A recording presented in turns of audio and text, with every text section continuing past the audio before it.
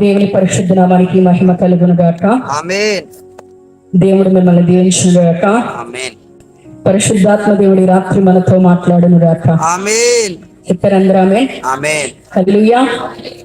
ప్రకటన గ్రంథము 1వ అధ్యాయము 8వ వచనము 9వ వచనము. అల్ఫయు ఒమేగయు నేనే, వర్తమాన భూత భవిష్యత్ కాలములలో ఉండువాడను నేనే అని సర్వాధికారియు దేవుడు నాకు ప్రభు సెలవిచ్చుచున్నాడు. మీ సహోదరుడును యేసును బట్టి కలుగు శ్రమలోను రాజ్యములోను సహనములోను పాలివాడనగునైన యోహానను నేను దేవుని వాక్యము నిమిత్తమును యేసును గూర్చిన సాక్ష్యము నిమిత్తమును పద్మాసు ద్వీపమున పరవాసినైతిని. చూడండి, చదవబడిన లేఖన భాగాన్ని మనం గమనిస్తే యేసు ప్రభు వారి పరిచర్య కోసం, ఆయన పరిచర్య సేవ నిమిత్తం నిలబడిన కారణాన పద్మాసు ద్వీపములో వేయబడి, ఆ యొక్క పద్మాసు ద్వీపములోనే రాయబడిన ప్రకటన గ్రంథాన్ని మీ ముందు ఉంచుతున్నాను. ఎవరు ఈ యొక్క గ్రంథాన్ని రాసింది, గ్రంథకర్త ఎవరు అని మనం గమనించినట్లయితే యేసు ప్రభు వారి శిష్యులలో ఒక్కడైన యోహాను. ఎవరండి? అందరూ చెప్పండి, ఎవరు? యోహాను. ఎవరు యోహాను అంటే అపోస్తలుడు. యేసు ప్రభు వారి శిష్యులే ప్రత్యేకించబడిన వాళ్ళు, అపోస్తలులుగా పిలువబడిన వారు, అనేకమైన అద్భుతముల ద్వారా భూలోకాన్ని తలకిందులు చేసిన వాళ్ళు. ఈ 12 మంది అతి ప్రాముఖ్యమైన వారిగా ఎంచబడితే, ఆ 12 మందిలో ముగ్గురినంట యేసు ప్రభు వారు ఇంకా ప్రత్యేకించి అతి ప్రాముఖ్యమైన సందర్భాలలో అతి సన్నిహితంగా వారిని తీసుకొని వెళుతూ ఉండేవాళ్ళు. అత్యంత సన్నిహితంగా ఉన్న ఈ యొక్క బృందములో కూడా యోహాను ఒకడుగా ఉండడం గమనార్హం. దేవునికి స్తోత్రం. హల్లెలూయా. చూడండి, యేసు ప్రభు వారి పరిచర్యలో ప్రతి విధముగా పాలు పొందినవాడు ఈ యోహాను. యేసు ప్రభు వారితో గెత్సెమనే తోటలో మరి అతనితో కూడా యేసు ప్రభు వారితో కూడా దిగి వచ్చిన వాడు, ఆ గొల్గొతా కొండకి యేసు ప్రభు వారితో కూడా ఎక్కి వెళ్ళిన వాడు. అంటే యేసు ప్రభు వారి పరిచర్యలో ఉన్న అసెండింగ్ అండ్ డిసెండింగ్ సిచ్యువేషన్స్ లో కూడా యోహాను యేసు ప్రభు వారితో కూడా ఉన్నట్లుగా మనం గమనిస్తున్నాం.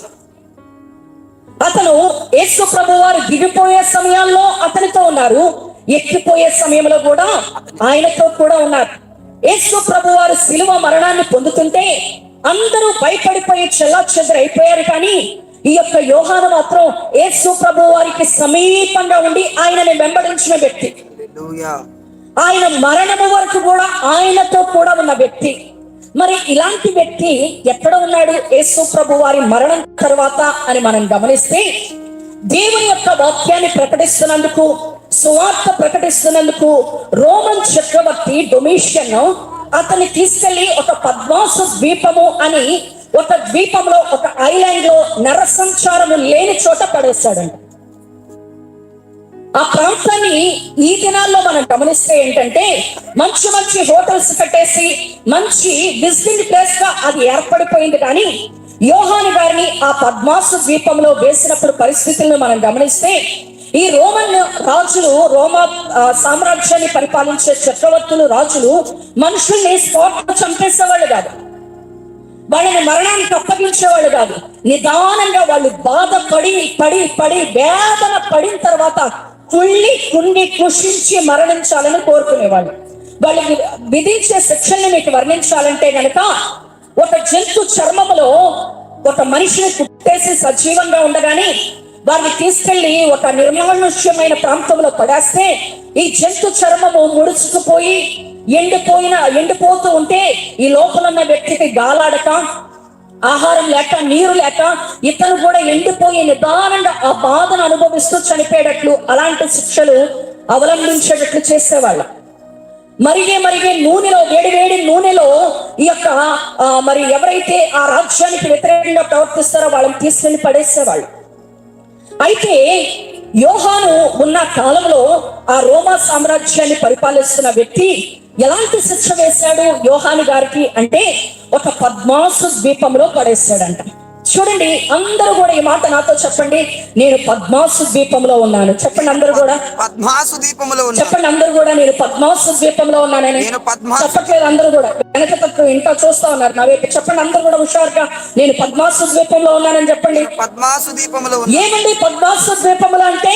నరమాత్రులు ఎవరు కనిపించరు. ఏముంది పద్మాసు ద్వీపంలో అంటే? ఒంటరితనము. ఏముంది పద్మాసు ద్వీపంలో అంటే?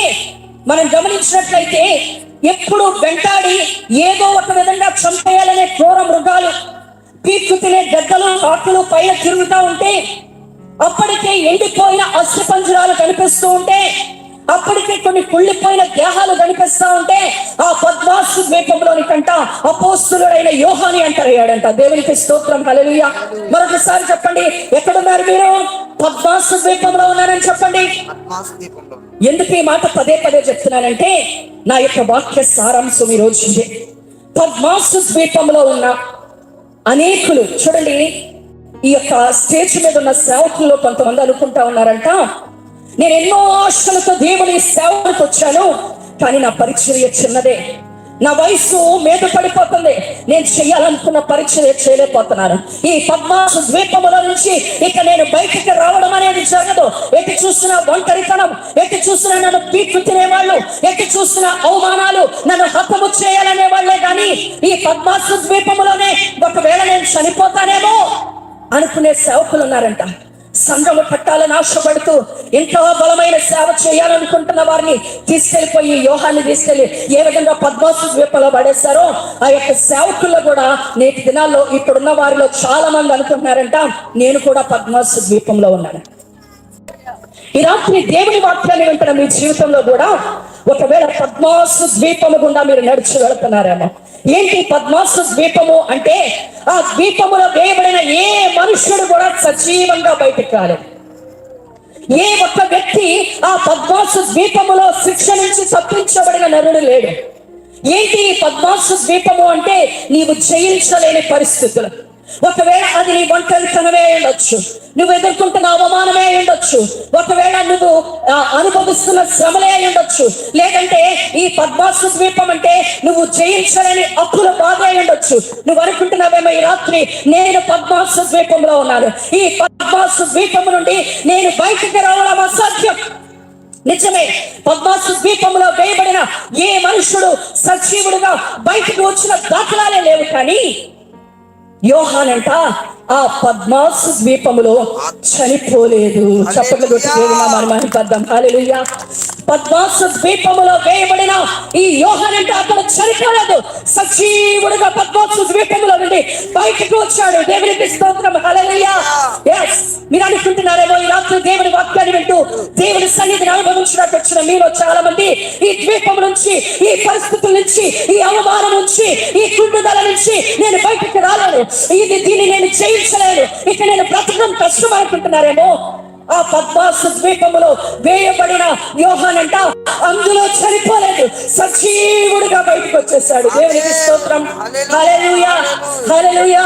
ఆయన దాసురాలుగా మీకు చెప్పవలసిన మాట ఏంటంటే, మీరు ఏ శ్రమల గుండా నడిపించబడుతున్నారు, మీరు ఏ ఊపిలో ఉన్నారు, ఏ అవమానంలో ఉన్నారో నాకు తెలియదు, కానీ ఆ యొక్క శ్రమలో చనిపోయేటట్లు దేవుడు నేను అనుమతించడు. ఆ ఇబ్బందిలోనే నువ్వు చనిపోయేటట్టు, నశించిపోయేటట్టు నా దేవుడు అనుమతించడు. మరి ఏం చేస్తావు? దాన్ని జయించి సజీవంగా ఈ రాత్రి బయటికి రాబోతున్నావు. ఈ పద్మాసు ద్వీపం నుండి నువ్వు బయటకి రాబోతున్నావు.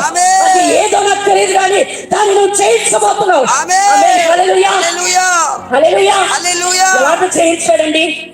ఎలా బయటకు వచ్చాడు అతను? ఏంటి అని మనం గమనిస్తే, అపోస్తలుడైన యోహానులో ఉన్న 3 క్వాలిటీస్ చెప్పి నా మాటలు ముగిస్తాను. అతనిలో ఉన్న మంచి 3 క్వాలిటీస్ చెప్తాను. ఆయన ఎలా బయటకు వచ్చాడని చెప్పి నా మాటలు ముగిస్తాను. చూడండి, మొట్టమొదటి మాట యోహాను సువార్త 19వ అధ్యాయము 26-27 వచనాలు.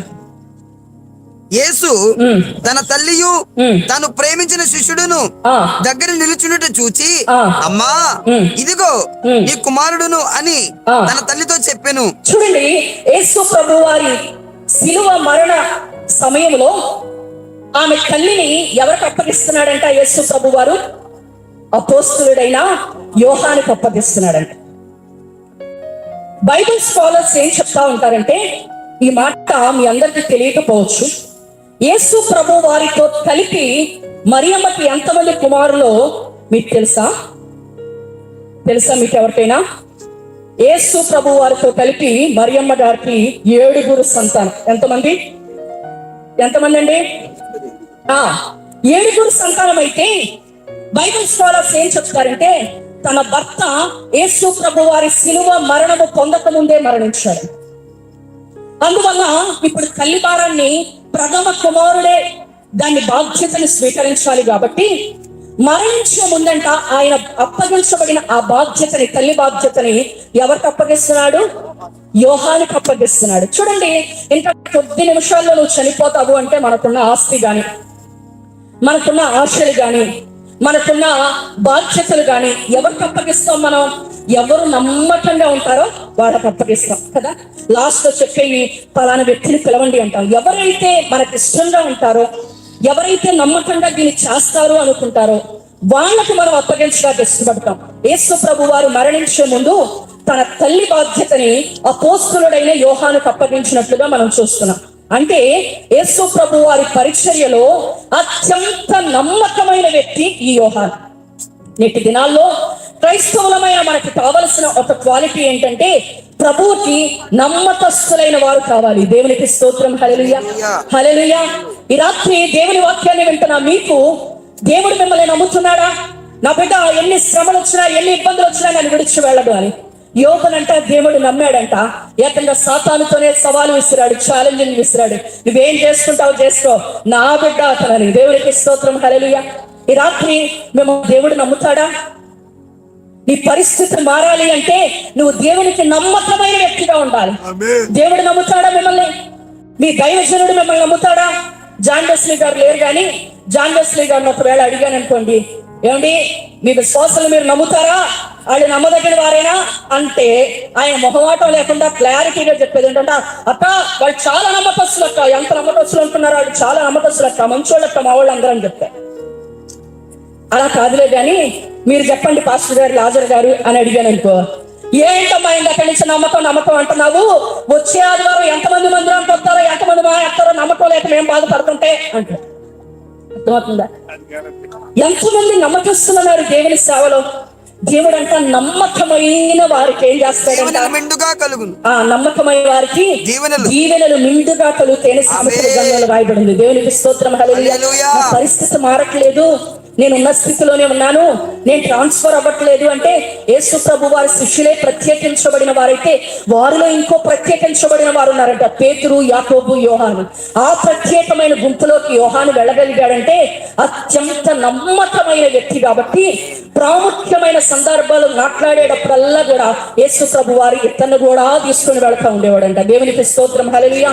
నీ పక్కన వాళ్ళ షేకండి ఇచ్చి చెప్పు, నువ్వు నమ్మకమైన వ్యక్తిగా దేవునికి ఉండాలని చెప్పాలి స్పీడ్ గా. అబ్బో ఎంత నిదానం అయితే నాకు అసలు 12 అయిద్దో 1 గంట అయిద్దో. చెప్పండి, షేకండి ఇచ్చి చెప్పండి, దేవునికి నువ్వు నమ్మకంగా ఉండాలని చెప్పండి. ఏంటి మీరు చూడట్లేదులే, చెప్పపోయినా పర్లేదు అనుకుంటున్నారా? నా కళ్ళు డ్యాబలాగా పని చేస్తాయి ఏంటో అనుకుంటున్నారు. ఇప్పుడు చెప్పండి, నేను అందరిని చూస్తున్నాను. చెప్పండి. అయ్యో ఏంటంటే సిగ్గా మీకు? విడిగమా అంతేనా? లేకపోతే చెప్పాలంటే మా సిగ్గండి, లేదంటే ఆమె చెప్పుకొని ఆమె వాక్కుని పోయి ఇట్లా మన దగ్గర వచ్చింది, చేతులు పెట్టుకొని కూర్చొని ఉందాం అనుకుంటున్నారా? దేవునికి స్తోత్రం. హల్లెలూయా. ఇప్పుడు షేకండి ఇచ్చి చెప్పండి, హుషారుగా సంతోషంగా చెప్పాలి. వాళ్ళ చెయ్యి నమ్మకం లేని వాళ్ళకి కూడా నమ్మకం వచ్చేయాలి. చెప్పండి, దేవునికి నమ్మకంగా ఉండాలి అని చెప్పండి. దేవునికి నమ్మకంగా ఉండాలి. ఇప్పుడు దైవజనుడికి నమ్మకంగా ఉండాలని చెప్పండి. దేవునికి స్తోత్రం. హల్లెలూయా. దేవునికి నమ్మకమైన వ్యక్తిని నీవైతే కనుక నిశ్చయముగా నీ పరిస్థితిని ఆయన మార్చి వేస్తాడు. దేవునికి స్తోత్రం. హల్లెలూయా. ఈ యొక్క యోహాను అంట అత్యంత నమ్మకమైన వ్యక్తి అంట. నమ్మకమైన వ్యక్తి అంటే నేటి దినాల్లో దేవునికి కావలసిన వాళ్ళు ఎవరంటండి? నమ్మకస్తులు. యేసన్న గారు సాక్ష్యం చెప్తా ఉంటే విన్నాను. ఏంటంటే ఆయన అంటే ఒక ప్రాంతానికి వెళ్తా ఉన్నాడంట. వెళ్తా దారిలో ల్యాండ్ లైన్ ఫోనే కదా అప్పట్లో ఉన్నది, సెల్ ఫోన్స్ లేవు కదా. ఆ ల్యాండ్ లైన్ ఫోన్ చేసి చెప్పాడంట, ఏమనంటే, అరే నేను ఆ దారి గుండా వస్తున్నాను, నువ్వు ఆ పలానా సెంటర్ లో ఉండు, ఆ 500 ఉంది కదా అహూజా మైక్ యాంప్లిఫైర్, అది తీసుకొనిరా, ఒకవేళ సభలో వాడుకో ఉపయోగమైద్దేమో అని చెప్పాడు. చెప్తే ఈయన నమ్మకంగా వెళ్ళి అక్కడ నిలబడ్డాడు. నిలబడితే ఎంతకీ రాలేదు. ఆ రాత్రి అయిపోయింది, రాలేదు. ఉదయం అయిపోయింది, రాలేదు. మరలా చీకటి పడిపోతా ఉందంట. చీకటి పడిపోతా ఉంటే యేసయ్య గారు మర్చిపోయి వెళ్ళిపోయాడు కారులో మాటల్లో. మరలా సభ ముగించుకొని తిరిగి వస్తా ఉంటే ఆయన ఎక్కడే ఉండమన్నానని అప్పుడు ఆ క్షణంలో అలా గుర్తొచ్చి అలా చూస్తేనంట చలికి వణుకుతూ ఆ చింత చెట్టు కిందే రోడ్డు మీదే ఆ యాంపుల వైపు పట్టుకొని అలాగే నిలబడ్డాడంట. దేవునికి స్తోత్రం, హల్లెలూయా. ఆయన అంటున్నాడు, ఇలాంటి నమ్మకస్తులు దేవుడి సేవలు నాకు ఇచ్చారు కాబట్టి నేను ఎంత ముందుకు వెళ్ళగలుగుతున్నానని. దేవునికి స్తోత్రం, హల్లెలూయా. దేవుడు నీ పరిస్థితిని మార్చాలంటే నీవు నమ్మకమైన వ్యక్తిగా దేవుడికి ఉండాలి. యోహానంట నమ్మకమైన వ్యక్తి అంట దేవుడికి. దేవునికి స్తోత్రం, హల్లెలూయా. రెండో మాట చూద్దాం, చూడండి. యోహాను సువార్త 13వ అధ్యాయం 23వ వచనం. 13వ అధ్యాయం 23వ వచనం. ఆయన శిష్యులలో యేసు ప్రేమించిన ఒకడు యేసు రొమ్మున ఆనుకొనిచుండెను. దేవునికి స్తోత్రం, హల్లెలూయా. రెండో మాట ఏంటంటే యోహాను ఆయన పరిచర్యలో నమ్మకమైన వ్యక్తి. రెండో మాట ఏంటంటే యేసు ప్రభు వారి రొమ్మున ఆనుకున్న వ్యక్తి అంట. ఎవరంటండి? యేసు ప్రభు వారి రొమ్మున ఆనుకున్న వ్యక్తి అంట. చాలా మంది తలలు తీసుకెళ్లి ఎక్కడెక్కడో పెడతా ఉంటారు. కానీ ఈ రాత్రి మిమ్మల్ని ప్రోత్సహిస్తున్న మాట ఏంటంటే మీ తలను తీసుకొచ్చి యేసు ప్రభు వారిని రొమ్మున ఆనుకోండి, మీకు పూర్ణ శాంతి కలిగింది. దేవునికి స్తోత్రం, హల్లెలూయా. మీకు ఎన్ని భారాలు ఉన్నాయో ఎక్కడ పడితే అక్కడ తల పెట్టకూడదు. అర్థమైందా?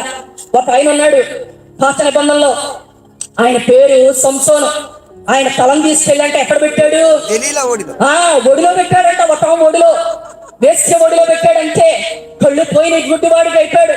దర్శనం పోయింది. శత్రువుల చేతిలో చంపబడినట్లుగా మనం చూస్తున్నాం. కానీ ఈరోజు నీ తల ఎక్కడ పెట్టాలి? ఎక్కడ పెట్టాలండి? యేసు రొమ్మున ఆనుకోవాలి. దేవునికి స్తోత్రం, హల్లెలూయా. ఏమండి, మొన్న ఈ మధ్యనే ఇందాక చెల్లితో చెప్తా ఉన్నాను. ఏమనంటే ఒక ఆమంట తల తీసుకెళ్ళి ఎక్కడ పెట్టిందంటే అది ఏంటిది, అది స్నాప్ షాట్ అంట. స్నాప్ షాట్ ఏంటి దేవుడు కృపను బట్టి మాకు తెలియదు. ఆ స్నాప్ షాట్ లో పెట్టిందంట తలకాయ తీసుకెళ్ళి. ఈ మధ్య ఎవరు చూసిన మొహాలు తలకాయలు ఎక్కడ పెడుతున్నారు? ఫోనుల్లోనే. ఆ కళ్ళు కనపడిపోతుంటే ఎక్కడ చూసుకుంటున్నారు. అర్థమైందా? తలకాయలు తీసుకెళ్ళి ఎవరు తలకాయలు చూసినా ఎక్కడ ఉంటున్నాయి? ఫోనుల్లోనే ఉంటున్నాయి. ఆ తలకాయ తీసుకెళ్ళి ఎక్కడ పెట్టిందంటే స్నాప్ షాట్ లో పెట్టిందంట.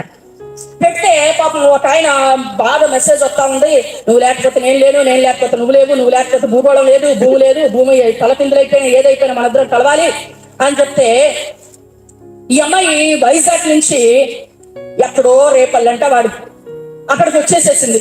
మన ఇద్దరం కలిసి ఇక వెళ్ళిపోదాం, మన ప్రేమ అగాధము, ఇక దాన్ని మనం వెళ్ళిపోయి గంగలో దూకాలి అని ఇద్దరు కలిసి ప్రయాణమై వచ్చిన తర్వాత ఈ అమ్మాయికి తిప్పి కొడితే 16 సంవత్సరాలు, వాడి చూస్తే 45 సంవత్సరాలు.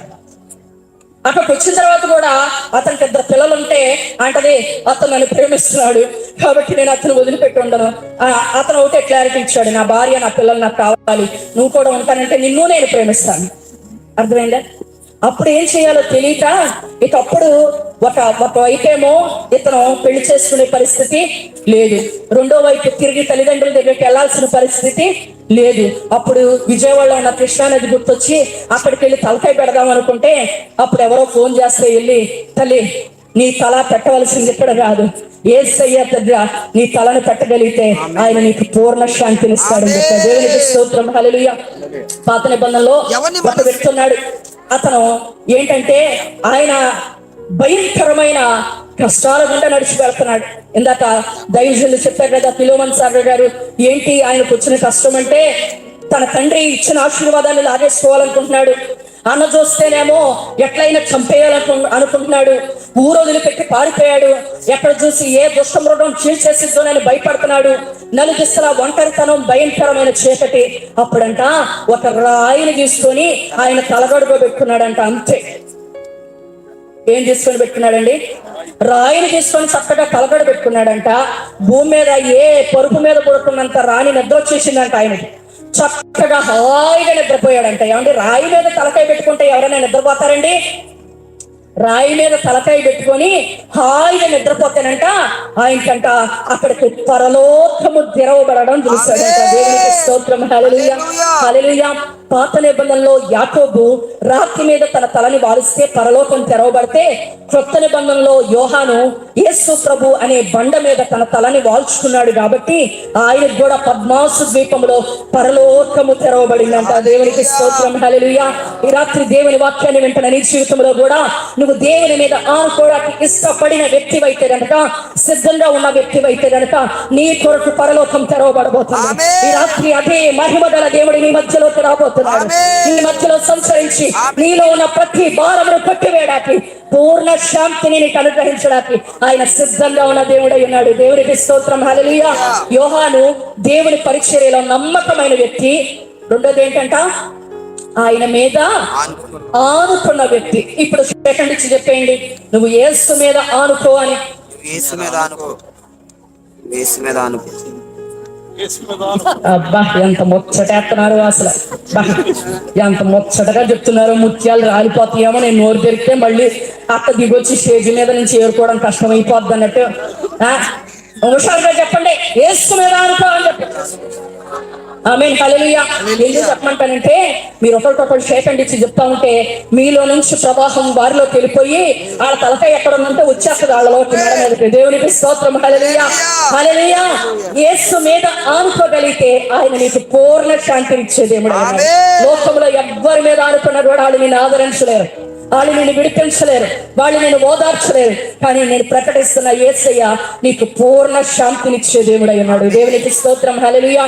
మూడో మాట చూద్దాం, చూడండి. అదే ప్రకటన గ్రంథం 1వ అధ్యాయం 10వ వచనం. ప్రభువు దినమందు ఆత్మవశుడై ఉండగా ఘోరధ్వని వంటి గొప్ప స్వరం. చాలండి. మూడో మాట చూస్తేనంట, ఆయన ప్రభువు దినమందు ఆత్మవశుడై ఉన్నాడంట. ఏమై ఉన్నాడంటే అండి, ఆత్మవశుడై ఉన్నాడు. అందరూ చెప్పండి, పరిశుద్ధాత్మ దేవుడు ఈ రాత్రి మిమ్మల్ని నింపునట్లుగా చెప్పండి. ప్రభువు దినమందు ఏం చేశాడంట? ఆత్మవశుడై ఉన్నాడంట. చూడండి, ఇక్కడ సిచ్యువేషన్ మనం చూస్తే అతను ఒంటరిగా ఉన్నాడు. పద్మాసు ద్వీపంలో తాగడానికి ఎలాగా, తినడానికి ఎలాగా, ఎక్కడ పడుకోవాలి, ఏం చేయాలి, ఈ కుళ్ళిన దేహాలను చూస్తే భయము, వణుకు, నేను కూడా చావుకు సమీపంగా ఉన్నాననే భయము, ఈ అస్థి పంజరాలను చూస్తే ఎక్కడ లేని భయము, కలవరము. ఒక పక్కనేమో దుష్ట మృగాలు, నక్కలు వెంటాడుతూ ఉంటాయి, ఏ వ్యక్తున్నాడో పీక్కు తిందామని, పైన తిరుగుతూ ఉంటే గద్దలు, రాబందులు పీక్కు తినేద్దామని. వీటన్నిటిలోనంట ఆయన ప్రభు దినమందు ఆత్మవశుడైపోయాడంట. దేవునికి స్తోత్రం. హల్లెలూయా. ఈ రాత్రి పరిశుద్ధాత్మ స్వాధీనంలోకి నీవు రాగలిగితే గనక ఏమైందంట, అక్కడ ఎప్పుడైతే ఆత్మవశుడైపోయాడో, ఒకవేళ నేను అనుకుంటా ఉన్నా, అబ్బా అంత కష్టంలో ఎట్లా పరిశుద్ధాత్మతో నింపబడ్డాడు ఆయన, ఒకవేళ ఏమని ప్రార్థన చేస్తుంటాడని నేను అనుకుంటున్నాను. అయ్యా, నువ్వు ఎక్కిపోయేటప్పుడు నీతో ఉన్నాను, నువ్వు దిగేటప్పుడు నీతో ఉన్నాను. నీ సేవ పరిచర్యలో నా యవ్వన కాలంలోనే, నా 20 ఏళ్ల వయసప్పుడు ముందుగానే నేను పరిచర్యకు వచ్చేసాను. ఆ పద్మాసు ద్వీపంలోకి వెళ్ళేటప్పటికి అతని వయసు 93 సంవత్సరాలు. ఇంత వృద్ధాప్యంలోకి వచ్చాక కూడా నాకు నెమ్మది లేదే. నీ తల్లిని నేను చూశాను, నీ సిలువ మరణం వరకు నేను వెంబడించాను. ఇదిగో ఎంత నమ్మకంగా ఉన్న వ్యక్తికి నాకేంటయ్యా ఈ పరిస్థితి అని ఒకవేళ అతను కన్నీరు కారుస్తూ ఏడుస్తూ ఉండగానే పరిశుద్ధాత్మ వశుడైపోయి ఉంటాడు. దేవునికి స్తోత్రం. హల్లెలూయా. నా కొరకు ఎంత నమ్మకంగా ఉన్నావా, నా మీద ఆనుకున్నావా నువ్వు, నా తల్లిని చూసావా నువ్వు, నా పరిచర్యకు అప్పగించుకున్నావా నువ్వు, అయితే నా సిలువ మరణం వరకు కూడా ఆఖరి వరకు నన్ను వెంబడించావా, అయితే ఇప్పుడు నువ్వు ఒంటరిగా మిగిలిపోయావా అని ఆ పద్మాసు ద్వీపంలో కంట స్వయంగా యేసు ప్రభు వారే దిగి వచ్చేసారు. నీకు నేను అవసరం ఇప్పుడని స్వయంగా యేసు ప్రభు వారే ఆ పద్మాసు ద్వీపంలోనికి దిగి వచ్చేసాడంట. దేవునికి స్తోత్రం. హల్లెలూయా. శద్రకు, మేషకు, అభిజ్ఞగోలు అగ్ని గుండములో సంచరిస్తూ ఉండగా, తిరుగుతూ ఉండగా అక్కడ కంట 4వ వ్యక్తిగా మన దేవుడు దిగి వచ్చేసాడు. ఈ రోజు నువ్వు అనుకుంటున్నావేమో, ఈ శ్రమను నేను ఒంటరితనంగా భరిస్తున్నాను, ఈ బాధలు నేను ఒంటరిగా భరిస్తున్నాను, నా అవమానాలు నేను కన్నీటిని చూసే వాళ్ళు ఎవరు లేరని. ఈ రాత్రి ఆయన నీ కొరకు దిగి రావడానికి సిద్ధంగా ఉన్నాడు. ఓ రబరక్కర శలధర బైక్కధర. నువ్వు నువ్వు ప్రార్థిస్తూ ఉండగానే ఆత్మ వసుడవైతే గనుక, పరిశుద్ధాత్మకు నువ్వు అప్పగించగలిగితే గనుక, ఇదిగో అదే జీవము గల దేవుడు ఈ రాత్రి దిగి వచ్చి, ఇదిగో నేను చెయ్యి పట్టుకొని పరలోకము తెరవబడడం నీ కడుపును చూడబోతున్నావు. ఆమేన్. హల్లెలూయా, హల్లెలూయా. ఇక చూసిన వారము మూయబడడం చూస్తున్నావేమో, నీ కొరకు ఈ రాత్రి పరలోకము తెరవబడుతుంది, పరలోకము తెరవబడుతుంది. దేవుడు ఒక వాగ్దానం చేస్తాడు, ఏమంటే మీరు భూమి మీద ఏటిని విప్పుతారో పరలోకమందు తెరవబడి. ఆమేన్. హల్లెలూయా, హల్లెలూయా, హల్లెలూయా. ఈ రాత్రి నీ కొరకే ఆయన ఈ మధ్యలోకి దిగి రాబోతున్నాడు. నీ కోసమే నువ్వు కారుస్తున్న కన్నీటిని చూసిన దేవుడు నీ కొరకు దిగి రాబోతున్నాడు. ఆమేన్. హల్లెలూయా, హల్లెలూయా. ఏమండి, ఆయనంట ఆత్మ బస్సుడవగానే జీవము గల దేవుడు అక్కడ దిగి వచ్చేసాడంట. చప్పట్లు మహిపద్దాం. గట్టిగా గట్టు, గట్టిగా గట్టు. పరిశుద్ధాత్మతో నింపబడు. ఆత్మ బస్సుడే, పరిశుద్ధాత్మ స్వాధీనంలోకి రావాలి. ఎన్ని కష్టాలున్నా, ఎన్ని శ్రమలున్నంట ఆత్మ బస్సుడైపోయాడంట. జీవము గల దేవుడు అక్కడ దిగి వచ్చేసాడు. దేవునికి స్తోత్రం. హల్లెలూయా, హల్లెలూయా, హల్లెలూయా. చెప్పండి, జీవము గల దేవుడు అక్కడ దిగి వచ్చాడని చెప్పండి. జీవము గల దేవుడు అక్కడ దిగి వచ్చాడని చెప్పండి.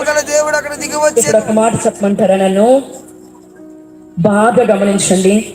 ఒక దేశాన్ని పరిపాలిస్తున్న చక్రవర్తి, డొమేషియన్ చక్రవర్తి అనుకున్నాడు, యోహాను అనేవాడు భూమి మీద ఉండకూడదు, అతన్ని చంపేయాలి అనుకున్నాడు. కానంట యోహాను బ్రతికే ఉన్నాడు కానీ ఈ డొమేషియన్ చక్రవర్తి చచ్చిపోయాడంట. దేవునికి స్తోత్రం. హల్లెలూయా, హల్లెలూయా. యోహాను బ్రతికే ఉన్నాడంట, ఈ డొమేషియన్ చక్రవర్తి చచ్చిపోయాడంట. కొత్త చక్రవర్తి వచ్చాడు. ఆ రోజుల్లో సినిమా హీరోల కన్నా, సెలబ్రిటీస్ కన్నా, రాజకీయ నాయకుల కన్నా, రాజుల కన్నా ఎవరు ఫేమస్ తెలుసా? దేవుని సేవకులు ఫేమస్. దేవునికి స్తోత్రం. హల్లెలూయా. దేవుని సేవకులు అంటే అందరికీ తెలుసు అన్నమాట. కొత్త చక్రవర్తి ఎక్కగాలనేనంట, ఇదిగో ఆ దైవజనుడు అపోస్తులుడైన యోహాను పద్మాసు ద్వీపంలో ఉన్నాడు కదా, నేను ఒక ఓడను పంపుతున్నాను, అతను ఆ ఓడలో ఎక్కించండి అన్నాడంట. దేవునికి స్తోత్రం. హల్లెలూయా. చూడండి, దూరంగా చదవండి, ప్రకటన గ్రంథం లాస్ట్ వచనం చదవండి. లాస్ట్ వచనం తీయాలి, పక్కన టైం లేదు. ఈ సంగతులను గురించి సాక్ష్యం ఇచ్చేవాడు అవును త్వరగా వచ్చుచున్నానని చెప్పుచున్నాడు. ఆమేన్. ప్రభువైన యేసు రమ్ము, ప్రభువైన యేసు రమ్ము, ప్రభువైన యేసు కృప. ఈ మాట అందరూ చెప్పండి. ప్రభువైన యేసు కృప పరిశుద్ధులకు తోడయుండును గాక, తోడయుండును గాక. ఆమేన్, ఆమేన్. అలా రాసి ఆ మాటని ప్రభువైన దేవుని కృప పరిశుద్ధులకు తోడయుండును గాక ఆమేన్ అని రాయగలనంట. ఓడొచ్చేస్తుందంట. దేవునికి స్తోత్రం. హల్లెలూయా. ఓడొచ్చేస్తుందంటండి. అమ్మో, ఓడొచ్చేస్తుంది, దేనికి వస్తుందో అనుకుంటే అలాగా ఆ ప్రకటన గ్రంథాన్ని రాయడం ముగించాడంట. ఏమొచ్చేస్తుంది? ఆయన ఎక్కించగలడానికి ఓడొచ్చేస్తుంది. నువ్వు అనుకుంటున్నావేమో దేవుడు ఏ కార్యం చేయట్లేదేంటి? ఆయన చేయాల్సింది నీ కొరకు రాజులైనా తారుమారు చేయగలిగిన వాడు, అధికారులైనా మార్చివేయగలిగిన వాడు. ఆయన నీ పక్షమందుంటే నీకు విరోధి అవడం ఎవరు నీ ముందు నిలబడగలరు? రోషము గల దేవుడు అని ఆయనకు పేరు. దేవునికి స్తోత్రం. హల్లెలూయా. ఈ ప్రకటన గ్రంథం రాసి ముగించబడగానే ఓడొచ్చేసిందంటే ఆయన కోసం. దేవునికి స్తోత్రం. హల్లెలూయా. ఈ పద్మాసు ద్వీపానికి నేను ఎందుకు వెళ్ళాను? ఆయన కనుక బయటకు రాకపోతే గనక ఒకవేళ ఈ ప్రకటన గ్రంథం మనకి ఉండేది కాదు. కానీ ఆయన ఈ పద్మాసు ద్వీపంలోకి ఈ వయసులో నన్ను దేవుడు ఎందుకు పంపించాడు అంటే ఆయనకు ఒక ప్రణాళిక ఉంది.